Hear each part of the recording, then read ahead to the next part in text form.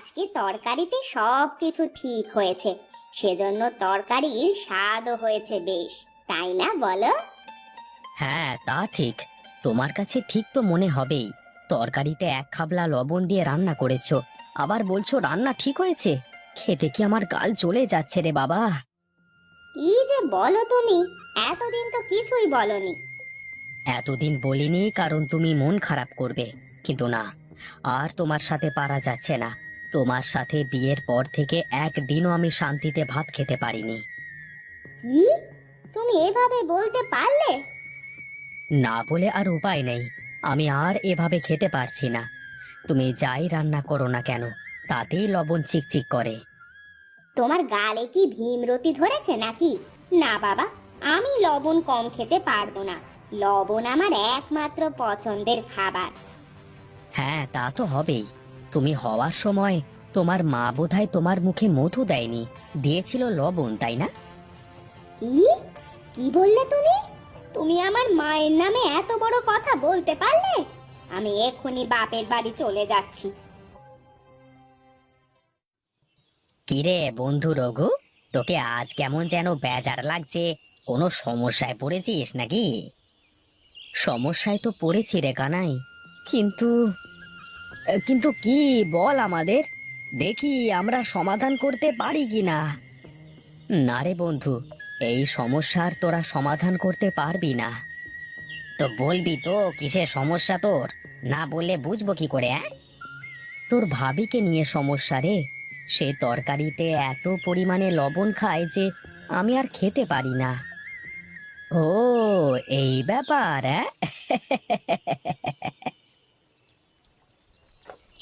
কি গো বৌদি, বাপের বাড়ি একা একাই যাচ্ছ, রঘুদাকে না নিয়েই?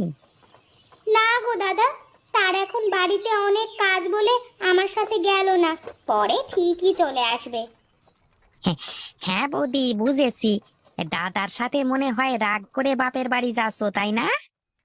আপনি এত বেশি না বকে সোজা গাড়ি চালান তো, না হয় আমি কিন্তু নেমে যাব। হ্যাঁ হ্যাঁ, ঠিক আছে ঠিক আছে, আমি যাচ্ছি। হ্যাঁ, মেয়ে মানুষ মানি অশান্তি। আমার আর কি, আমি তো এই জন্যই বিয়ে করিনি।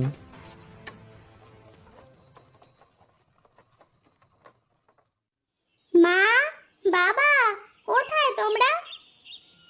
কি রে মা, তুই এখন আর এই ব্যাগপত্র নিয়ে? আমার জামাই কোথায়?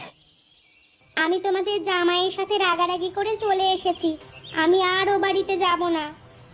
কেন রে মা, কি হয়েছে? জামাই কি বলেছে তোমাকে? তোমার জামাই তোমার নামে খারাপ কথা বলেছে, আর বলেছে যে তোমরা নাকি আমার জন্মের সময় মুখে মধু না দিয়ে নুন দিয়েছিলে। কি, এত বড় সাহস জামাইয়ের, তোকে এত বড় কথা শোনায়?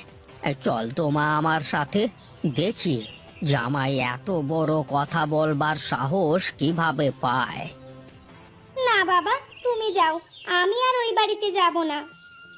না মা, অমন বলে না। সংসার করতে গেলে ও একটু ঝগড়াঝাটি বাঁধে, এজন্য অমন রাগ করতে নেই।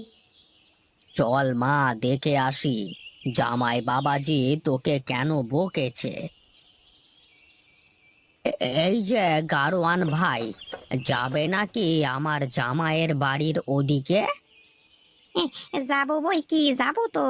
তোমার মেয়েকে তো আমি পৌঁছে দিয়ে এলাম এখানে। তা কত করে নেবে গো? তা আগে ঠিক করে নাও দেখি। এ আর ঠিক করবার কি আছে? তোমার মেয়েকে তো একটুখানি আগেই পৌঁছে দিলাম এখানে। হ্যাঁ, 2 টাকা করে দিলেই হবে। হ্যাঁ, চলো তাহলে।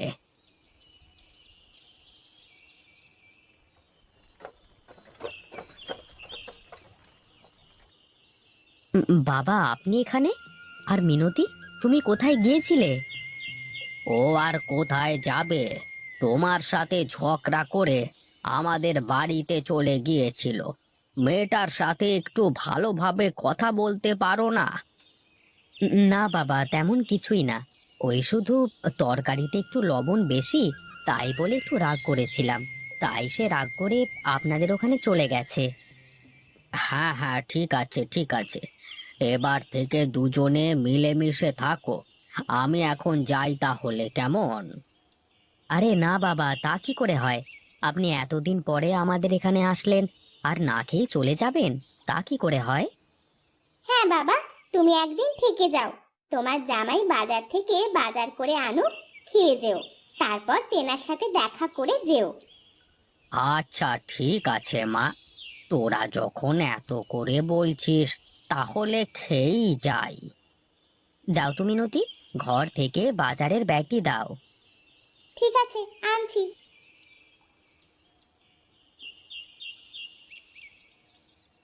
এই নাও।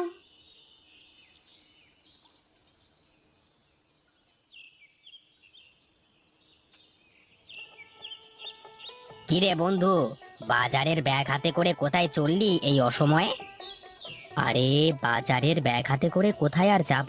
তোকে বললাম না, তোর ভাবির সাথে রাগারাগি হয়েছে। রাগ করে বাপের বাড়িতে চলে গিয়েছিলেন মহারানী। এখন আবার দেখি বাবার সাথে আবার ঠিকই চলে এসেছে। হ্যাঁ বুঝলাম বুঝলাম, তা আমিও বাজারের দিকেই যাচ্ছি, চল একসাথেই যাই।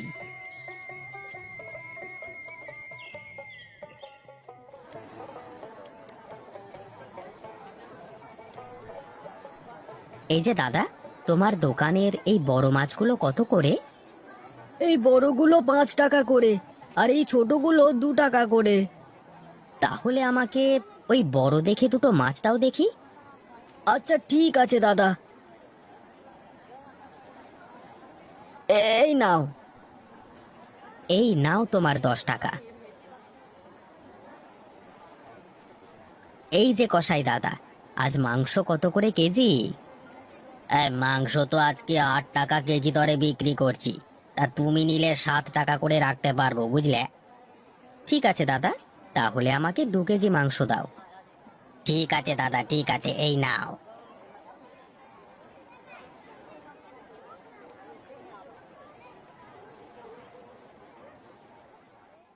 গিন্নি, কোথায় গেলে গো গিন্নি? এই নাও বাজার নাও। হ্যাঁ, আসছি।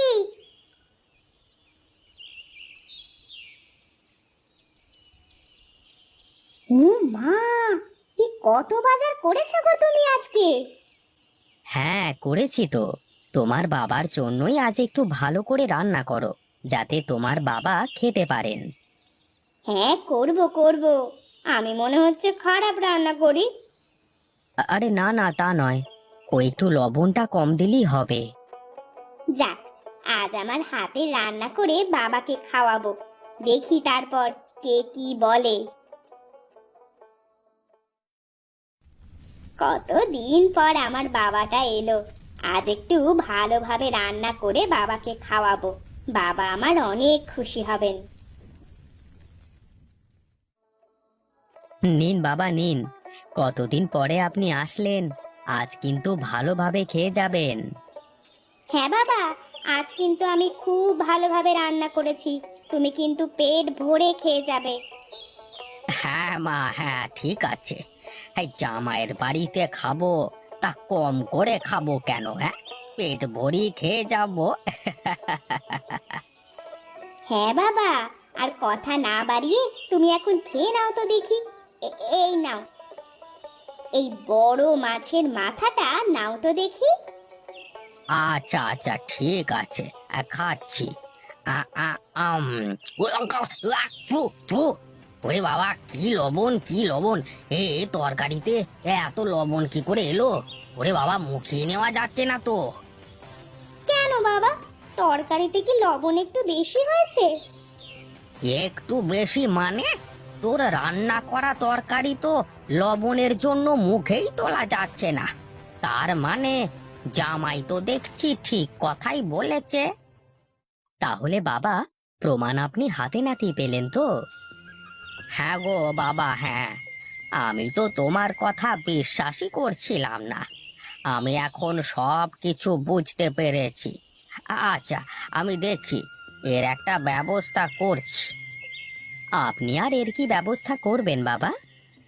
ও নিয়ে তুমি চিন্তা করো না বাবা, আমি দেখছি কি করা যায়। ঠিক আছে বাবা, আপনার মেয়ে, আপনি কি করবেন সেটা দেখেন। যাই করেন একটু তাড়াতাড়ি করেন, তাছাড়া বুঝছেনই তো। হ্যাঁ বাবা, হ্যাঁ বুঝেছি বুঝেছি, আজকেই দেখি কিছু করা যায় নাকি। আবা, আমি তাহলে এখন উঠি, হ্যাঁ? ঠিক আছে, যান তাহলে।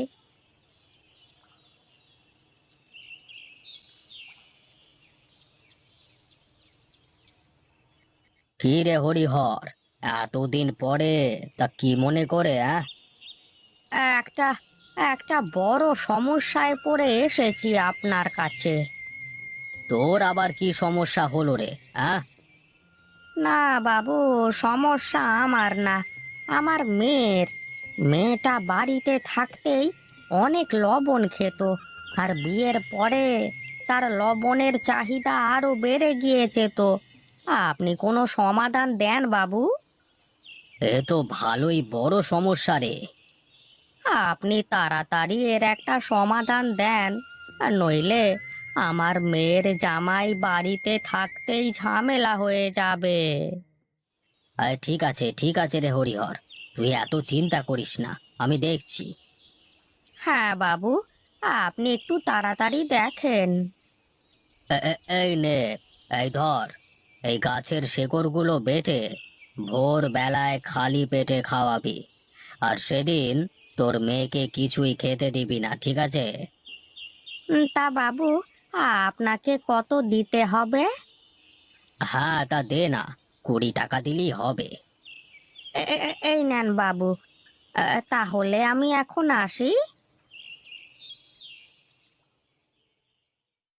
এতক্ষণ কোথায় ছিলেন বাবা? আমি গিয়েছিলাম এক কবিরাজের কাছে, মেয়ের জন্য কিছু ওষুধি গাছের শেকড় নিয়ে আসলাম গো। আমার জন্য আবার কিসের শেকড় আনতে গিয়েছিলে তুমি? তোকে ভালো করবার ঔষধ, এই নে, শেকড়গুলো নে। কাল ভোরবেলায় খালি পেটে শেকড়গুলো বেটে খাবি, আর সারাদিন কোনো কিছুই খেতে পারবি না, তাহলেই তুই ঠিক হয়ে যাবি। ঠিক আছে, তোমাদের যখন এত ইচ্ছে তখন আমি খাবো।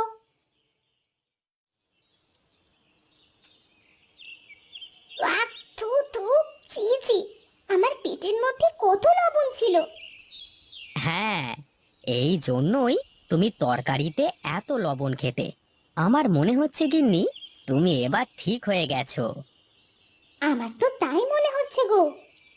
হ্যাঁ, যাও গিন্নি যাও, কাল থেকে তোমার জন্য আমিও কিছু খাইনি। গিয়ে একটু রান্না করো দেখি। আচ্ছা ঠিক আছে, যাচ্ছি।